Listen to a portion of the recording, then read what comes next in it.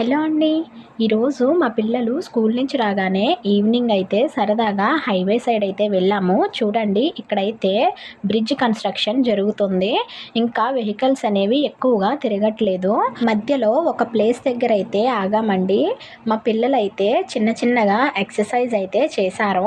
అలానే కొంచెం సేపు అటు ఇటు పరుగులు పెడుతూ ఆడుకున్నారు.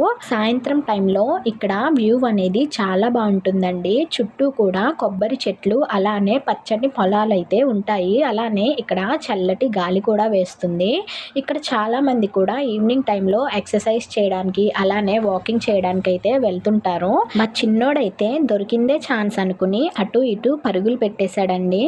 ఎందుకంటే వాళ్ళు ఇంటి దగ్గర ఆడుకోవడానికి ప్లేస్ అయితే తక్కువగా ఉంది. సో వాళ్ళేంటంటే రూమ్‌లోనే ఆడుకునేవారు. నేను వెనక్కి తిరిగి వీడియో తీసుకుంటుంటే నన్ను బైక్ ఎక్కించుకోకుండా వీళ్ళైతే చాలా దూరం ఇలానే నడిపించేశారండి. మా చిన్నోడైతే స్పీడ్‌గా నడు డాడీ అమ్మని ఇక్కడే వదిలేద్దామని అంటున్నాడు. కొద్ది దూరం నన్నైతే నడిపించి లాస్ట్‌కి బైక్ ఎక్కించుకున్నారు. నేనింకా మా చిన్నోడు నా పార్టీ అనుకున్నానండి. కానీ తను కూడా వాళ్ళ డాడీ పార్టీయేనండి. మా చిన్నోడిని చూస్తే నాకు నిజంగా 'మగాళ్ళు ఒట్టి మాయగాళ్ళే' అన్న సాంగ్ అయితే గుర్తొచ్చిందండి.